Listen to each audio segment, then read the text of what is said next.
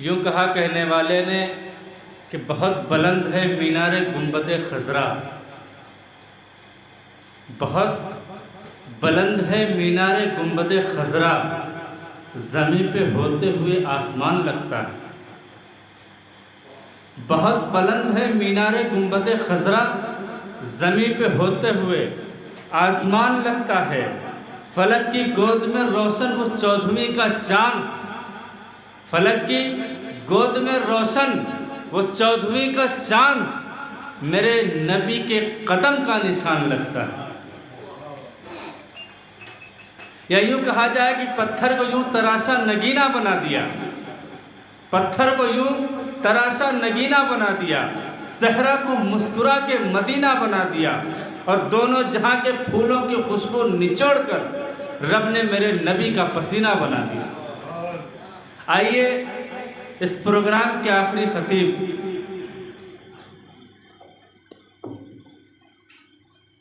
میں زحمت دوں، حالانکہ آج نظامت کو کوئی موقع نہیں تھا، لیکن چلتے چلتے ایک شعر یاد آیا اور غور کیا گیا کہ یہ شعر کس کے لیے کہا جا سکتا ہے۔ صرف ایک نام جو آج کا آخری خطیب، ہمارے استاد شاعر نے ایک شعر کہا تھا کہ سر پھول وہ چڑھا جو چمن سے نکل گیا، سر پھول وہ چڑھا جو چمن سے نکل گیا، عزت اسے ملی جو وطن سے نکل گیا۔ لیکن آئیے آج کے دور کے عہد حاضر کے نوجوان عالم دین فاضل دارالعلوم دیوبند، جنہوں نے اپنی مقبولیت علماء کے درمیان اور عوام کے درمیان اپنے آپ کو مقبول کرایا ہے، اور یہ شعر میں کہنے پہ مجبور ہوا کہ سب کا خلوص سب کی عنایت مجھے ملی، سب کا خلوص سب کی عنایت مجھے ملی، میں خوش نصیب ہوں کہ محبت مجھے ملی، اور وہ اور ہوں گے جن کو وطن چھوڑنا پڑا، اپنے وطن میں رہ کے ہی عزت مجھے ملی۔ میری مراد برادر عزیز حضرت مولانا سراج صالح صاحب قاسمی دامت برکاتہم العالیہ سے ہے کہ حضرت والا مائک پہ تشریف لائیں اور اپنے مواعظ حسنہ سے ہم سب کو مستفیض فرمائیں۔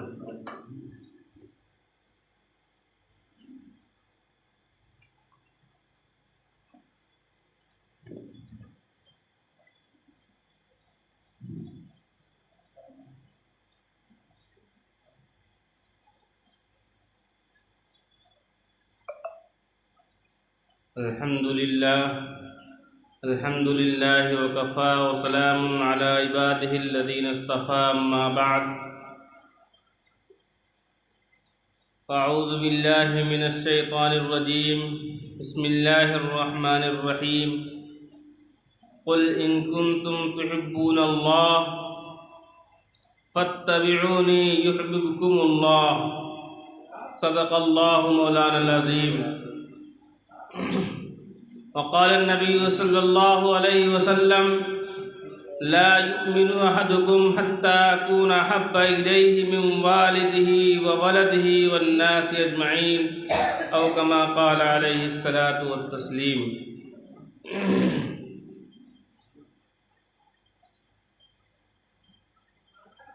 حضور آئے تو سر آفرینش پا گئی دنیا، حضور آئے تو سر آفرینش پا گئی دنیا، اندھیروں سے نکل کر روشنی میں آ گئی دنیا،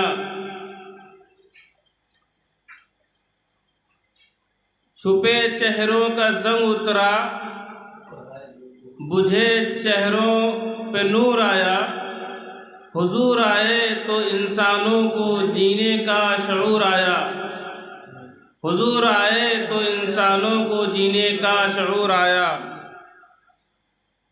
خودی کی شمع افروزی جنوں کی چارہ فرمائی، خودی کی شمع افروزی جنوں کی چارہ فرمائی، زمانے کو اسی امی کے صدقے میں سمجھ آئی، یتیموں اور ضعیفوں کو پناہیں مل گئیں آخر، حضور آئے تو ذروں کو نگاہیں مل گئیں آخر۔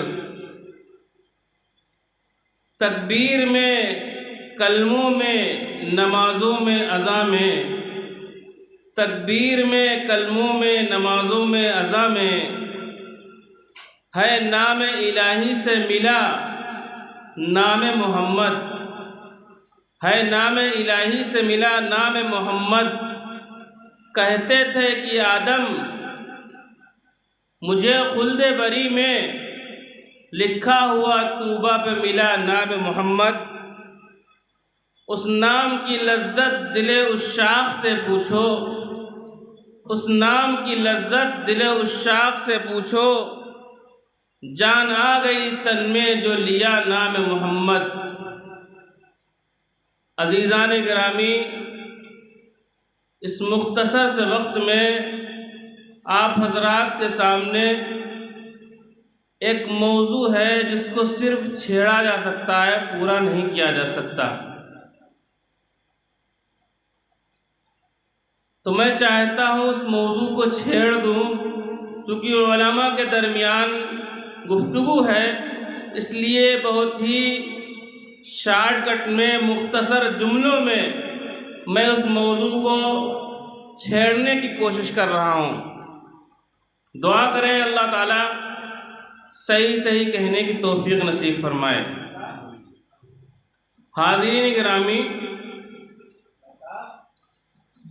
ہم سب کے اوپر نماز فرض ہے، ہم سب کے اوپر روزہ فرض ہے، زکوٰۃ فرض ہے، حج فرض ہے، نماز فرض ہے وقت آنے پر۔ اگر کوئی شخص یہ کہے کہ میں فجر کی نماز پڑھنے جا رہا ہوں تو اس کی نماز نہیں ہوگی، چونکہ وقت نہیں ہے۔ کوئی شخص کہے کہ میں فرض روزہ رکھنے جا رہا ہوں تو فرض روزہ اس کا نہیں مانا جائے گا، کیونکہ رمضان نہیں ہے۔ کسی شخص کے پاس مال آ گیا، لاکھوں روپیہ اس کے پاس آ گیا، لیکن زکوٰۃ ابھی فرض نہیں ہوئی جب تک اس مال کی ملکیت پر سال پورا نہ ہو جائے۔ اسی طریقے سے حج فرض ہے، لیکن اگر کسی کے پاس اس وقت لاکھوں کروڑوں روپیہ آ گیا، استطاعت سے زیادہ اس کے پاس پیسہ آ جائے شوال کے مہینے میں، اور وہ کہے میں جا رہا ہوں عرفات، میں جا رہا ہوں منی مزدلفہ، میں جا رہا ہوں سعی کرنے کے لیے، میں جا رہا ہوں مکہ اور مدینہ کی سیر کرنے کے لیے، اور وہ کر کے چلا آئے، اس کو حاجی نہیں کہا جائے گا۔ اس کے لیے شرط ہے کہ اس کی زندگی میں ماہ ذی الحجہ آ جائے۔ میرے عزیز دوستو، نماز فرض ہے وقت آنے پر، روزہ فرض ہے وقت آنے پر، زکوٰۃ فرض ہے وقت اور مال آنے پر، حج فرض ہے مال اور وقت آنے پر، لیکن محبت مصطفیٰ فرض ہے سانس آنے پر۔ محبت مصطفیٰ فرض ہے سانس آنے پر۔ جب ہماری سانس چالو ہو جائے گی جس وقت، اس وقت سے محبت مصطفیٰ فرض ہے، اور جب تک سانس دائم اور قائم رہے گی اس وقت تک محبت مصطفیٰ فرض ہے، کسی وقت کی کوئی قید نہیں۔ میرے عزیز دوستو، اسی کو اللہ کے رسول صلی اللہ علیہ وسلم نے ارشاد فرمایا ہے، بنی الاسلام علی خمس شہادت لا الہ الا اللہ وان محمد الرسول اللہ۔ میرے عزیز دوستو، محبت مصطفیٰ بنیادی رکن ہے، محبت مصطفیٰ ارکان اسلام میں سے ہے، اس کے لیے کوئی کسی وقت کی کوئی قید نہیں۔ میرے عزیز دوستو، ہم کہتے ہیں اللہ کے رسول ہم تو محبت کرتے ہیں آپ سے، ہم تو آپ سے محبت کرتے ہیں۔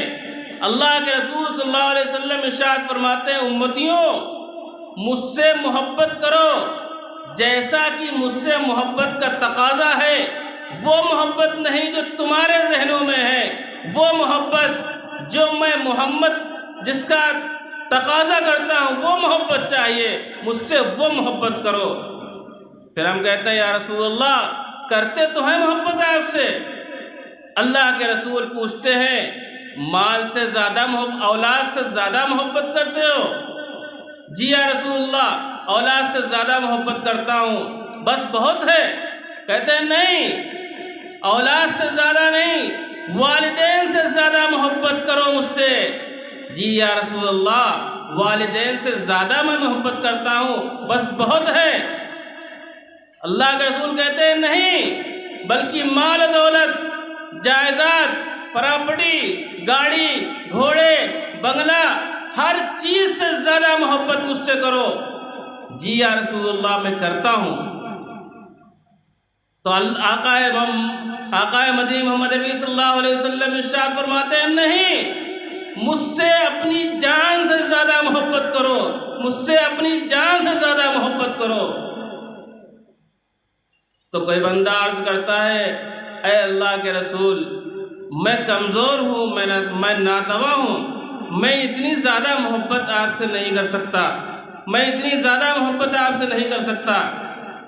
اللہ کے رسول ارشاد فرماتے ہیں اگر تم اپنی جان سے زیادہ مجھ سے محبت نہیں کر سکتے ہو تو لا یؤمنو،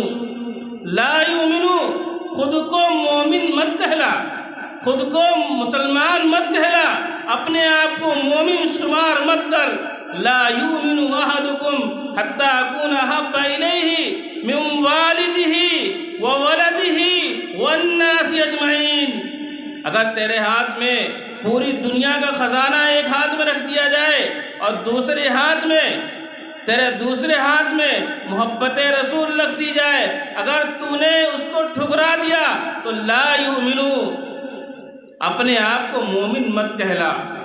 میرے عزیز دوستو، ہم اور آپ کس کھیت کی مولی ہیں؟ ہماری اور آپ کی کیا حیثیت ہے؟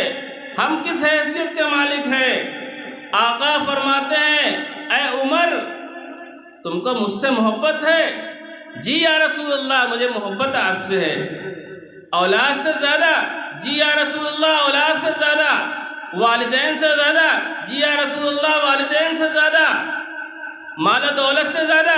جی یا رسول اللہ مال و دولت سے بھی زیادہ۔ پھر آقا فرماتے ہیں کیا اپنی جان سے بھی زیادہ مجھ سے محبت ہے؟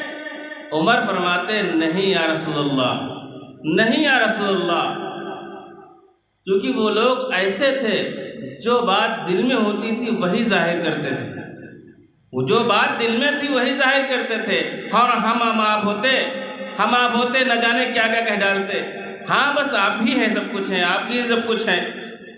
ارے ہم ہوتے تو گدھے کو باپ بنانا جسے کہا جاتا ہے وہ بھی کر ڈالتے، لیکن وہ سچے لوگ تھے، انہوں نے کہا جی یا رسول اللہ نہیں ایسا نہیں ہے۔ تو اللہ کے رسول صلی اللہ علیہ وسلم نے ارشاد فرمایا اے عمر لا یؤمنو، پھر اپنے آپ کو مومن مت کہلانا، اپنے آپ کو مومن مت کہلانا۔ تو حضرت عمر ایک دم سکتے میں آ گئے، پریشان ہونے لگے، کہنے لگے اللہ کے رسول مجھے تھوڑی سی مہلت دے دیجئے، میں اپنے دل سے ذرا رابطہ کر لوں، میں اپنے دل سے تو پوچھ لوں، مجھے اس بات کا علم نہیں تھا پہلے، مجھے اس محبت کے تقاضے کا علم پہلے نہیں تھا۔ میرے عزیز دوستو، حضرت عمر نے سر جھکایا، سر جھکانے کے تھوڑی دیر بعد کہتے ہیں یا رسول اللہ مانگو، کیا مانگتے ہو؟ سوال کرو جو سوال کرنا چاہتے ہو۔ چونکہ اللہ کے رسول صلی اللہ علیہ وسلم کا لا یؤمنو کہنے کا جو جلال تھا وہ حضرت عمر کے اوپر پورے طور پر وہ جلال طاری ہو گیا۔ کسی شاعر نے کہا ہے کہ جو مال مانگو تو مال دیں گے، جو جان مانگو تو جان دیں گے، مگر یہ ہم سے نہ ہو سکے گا کہ نبی کا جاہو جلال دیں گے۔ میرے عزیز دوستو، اصل میں محبت کی چند وجوہات ہوتی ہیں، محبت کی کئی وجہ ہیں۔ ایک محبت کی وجہ ہے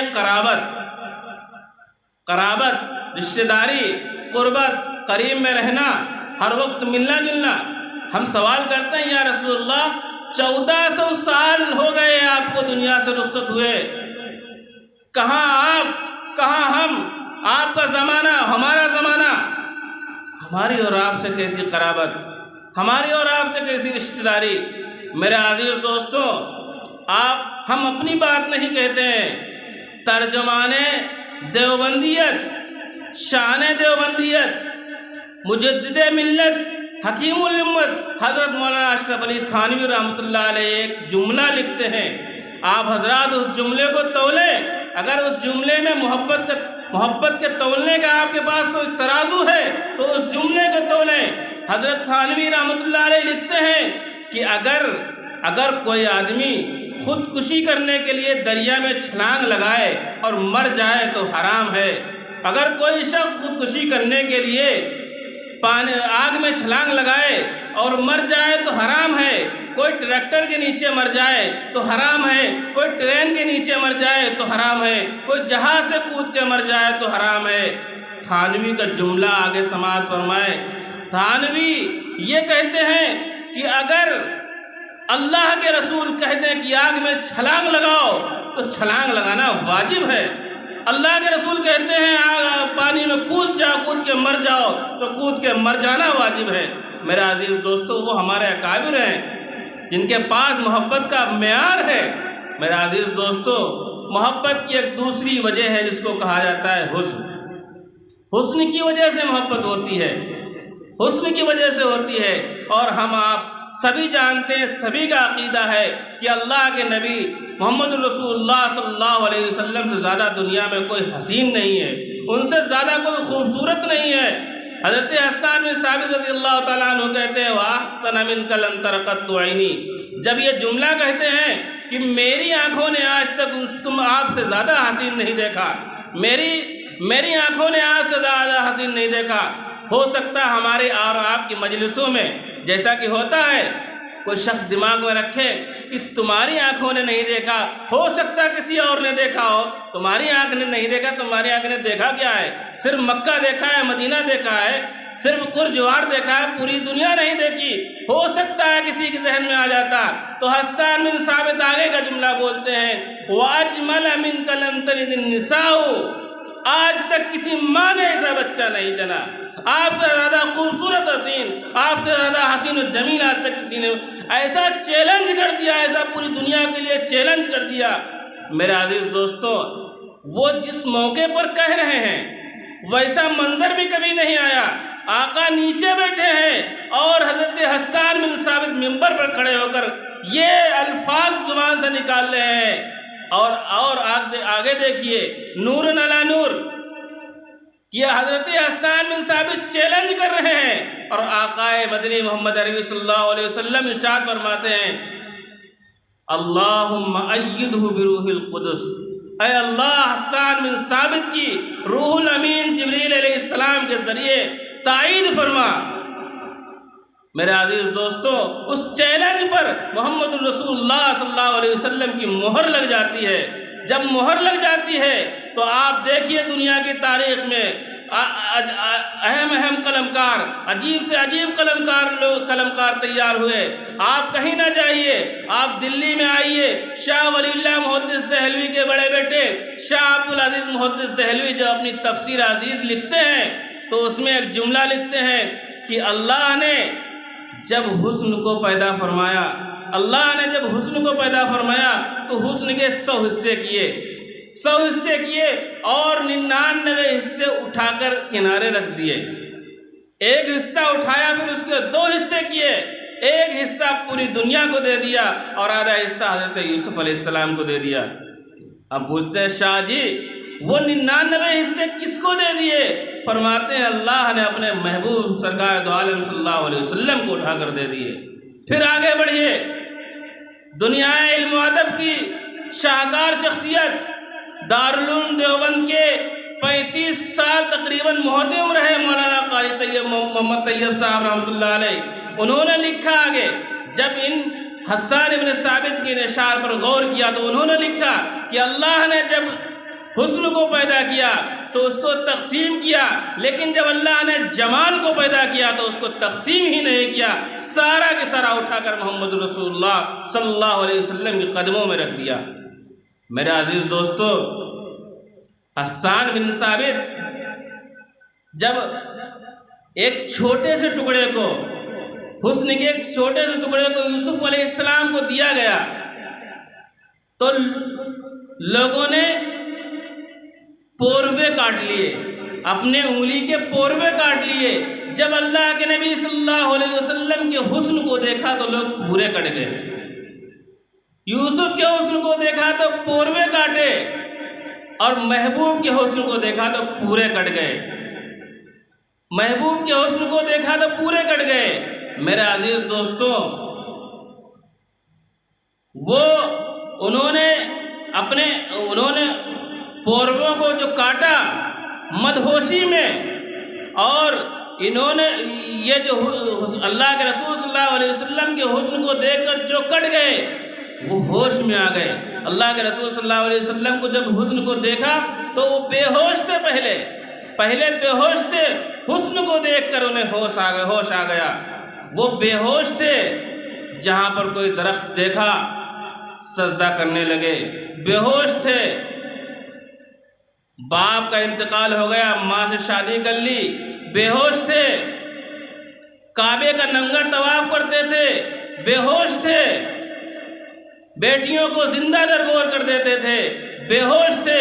جب آقا مدنی محمد عربی صلی اللہ علیہ وسلم کے حسن کو دیکھا تو انہیں ہوش آ گیا، ایسا ہوش آیا انہیں کہ جب وہ چلے، دریا آئے پار کر گئے، جنگل آئے پار کر گئے، صحرا آیا پار کر گئے، جنگل کے کنارے کھڑے ہو کر کہتے ہیں، او جنگل کے جانوروں، او جنگل کے درندوں، جنگل خالی کر دو، محمد کے غلام آ رہے ہیں۔ میرے عزیز دوستو، کتابوں میں دیکھیے، دنیا جانتی ہے، کتابوں میں دیکھیے حضرت سفینہ رضی اللہ تعالیٰ عنہ کا واقعہ ہے کہ وہ پیچھے قافلے کے چلا کرتے تھے، کچھ سامان رہ جائے، کوئی چیز چھوٹ جائے، کوئی کچھ بھول جائے، اس کو اٹھانے کے لیے پیچھے چلا کرتے تھے، وہ پیچھے رہ گئے، وہ راستہ بھول گئے، اور دیکھ رہے ہیں کہ سامنے شیر ہے، دیکھ رہے ہیں کہ سامنے شیر ہے۔ شیر کو مخاطب ہو کر کہتے ہیں، او جنگل کے درندے، ہوں تو میں تیری خوراک، تو چاہے کھا سکتا ہے، لیکن یہ سمجھ لے کہ میں محمد کا غلام ہوں، میرا عزیز دوستو، تاریخ میں وہ جملے لکھے ہیں کہ شیر نے اپنا سر جھکایا اور گھوم گیا، آگے چلتا ہے، پیچھے حضرت سفینہ چلتے ہیں، اور چلتے جہاں پر قافلہ ہے وہاں تک وہ شیر چھوڑ کے آتا ہے۔ میرے عزیز دوستو، اسی طریقے سے جب دریا کے قریب پہنچتے ہیں، دریا میں پانی ہے، لیکن گھوڑوں کو دریا میں ڈال دیتے ہیں اور پار کر جاتے ہیں۔ میرے عزیز دوستو، کسی شاعر نے کیا خوب کہا ہے کہ میرے